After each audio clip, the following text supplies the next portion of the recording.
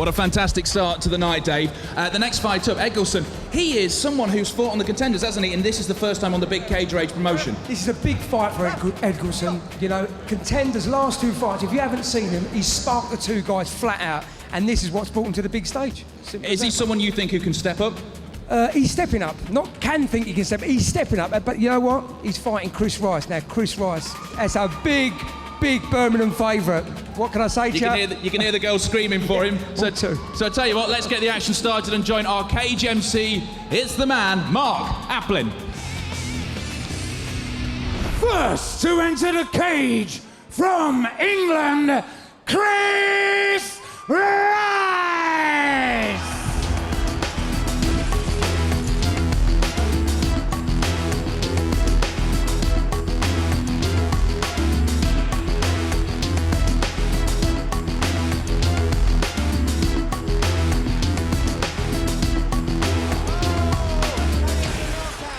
And his opponent from England, Edgelson, the Edge.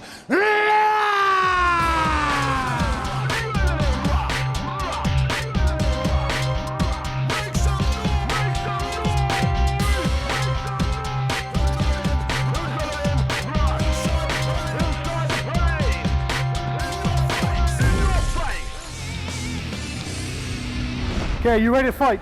You ready to fight? Bring it on, come on! I think what the Edge has to do is he's got to press the action, and he can't hang back like he's doing now.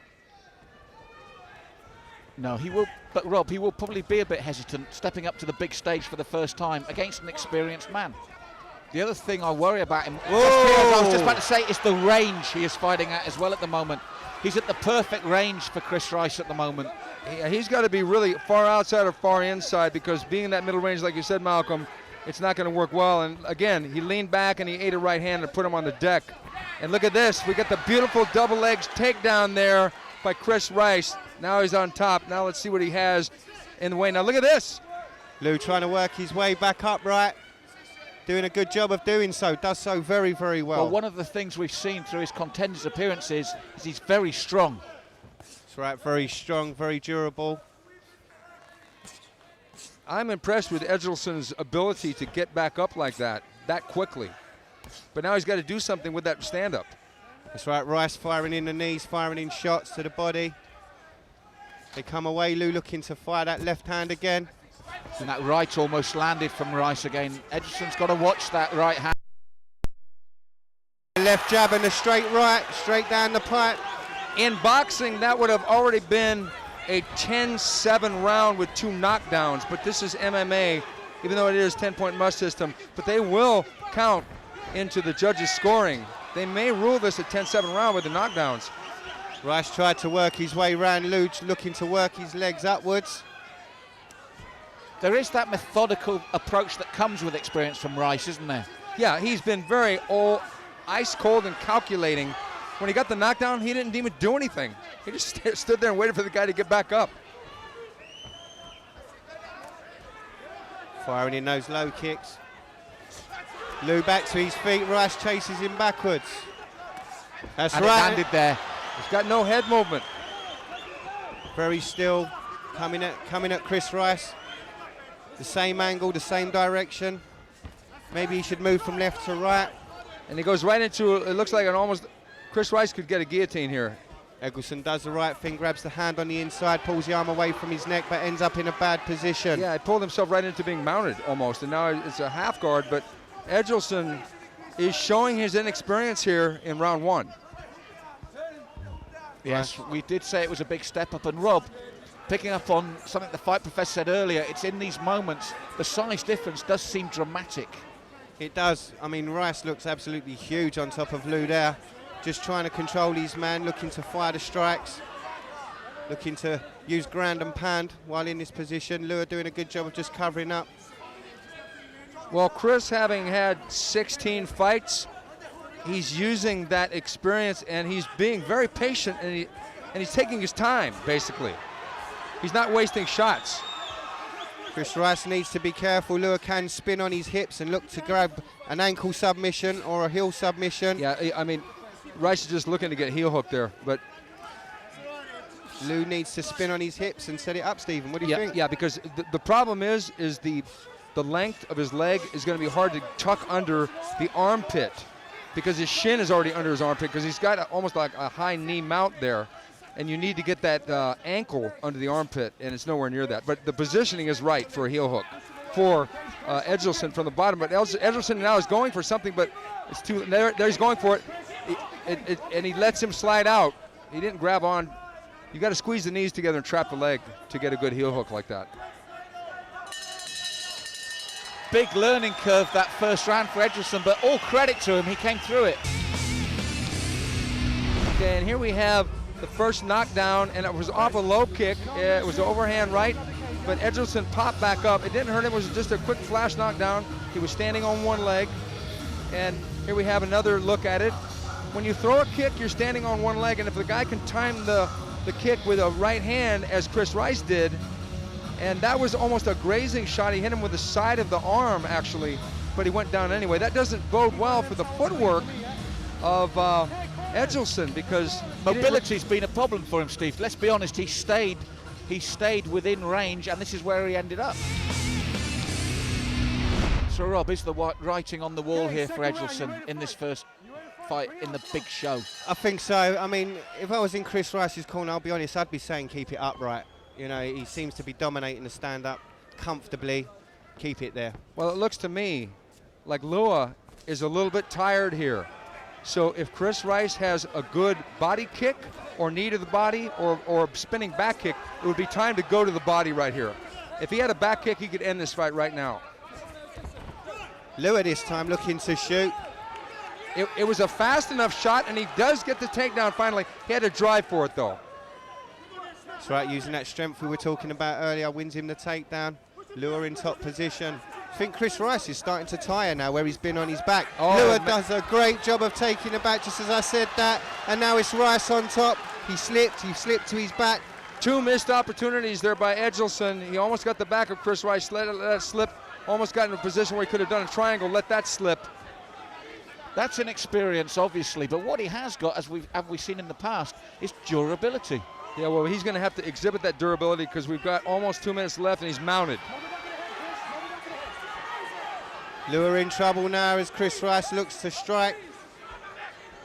Chris Rice trying to turn his man to his back, which is unusual, because usually from this position, fighters are happy to let the grounded opponent turn to his stomach. From there, they can work for a rear naked choke. I think that speaks about the confidence Chris may not have in his jiu-jitsu, because you would want the guy to turn to where he had his back to you. That way he could sink in the rear naked choke or deliver shots to the side of his head that he couldn't see coming.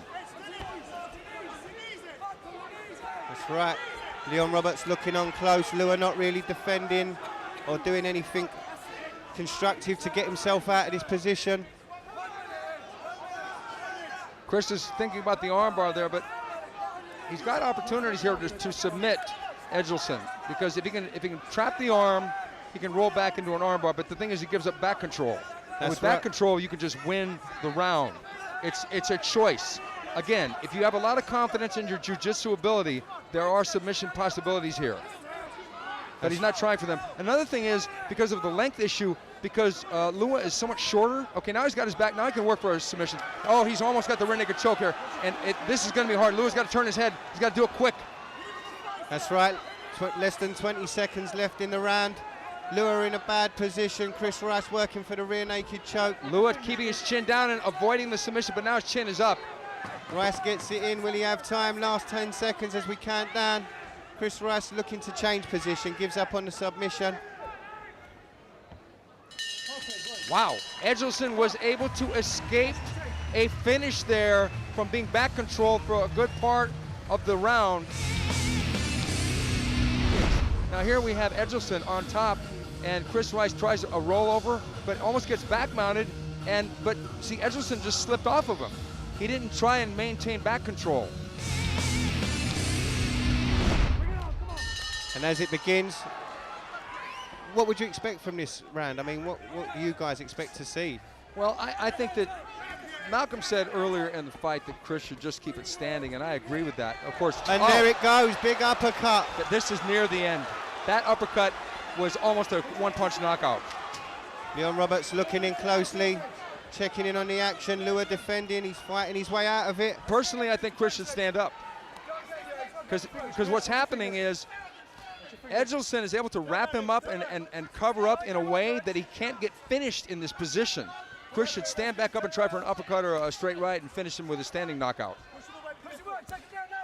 Because he hasn't been able to land consistently with accurate punches on the floor. Chris Rice again moves to mount position quite easily and comfortably. Mount position now. Lua looks in trouble. He looks to turn to his stomach again. And when you talk, you've both mentioned the terms comfortably. In reality, Rice has fought within his comfort zone, hasn't he? Yeah, okay. The ref's called it. That's it. It's over. I think it's a good call. I think he could have. I think that Lua probably could have taken more punishment, but what's the point? Lua just wasn't fighting back anymore.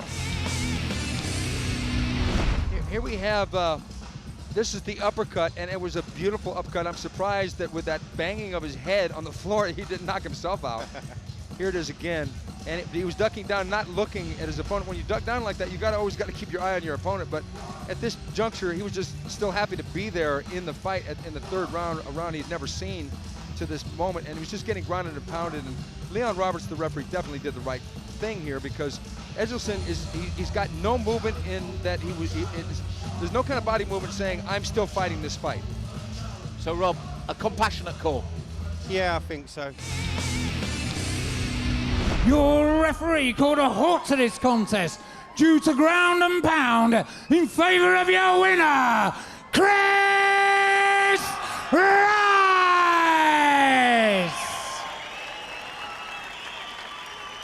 And ladies and gentlemen, let's hear it for your runner-up, Edgelson, the Edge Lua!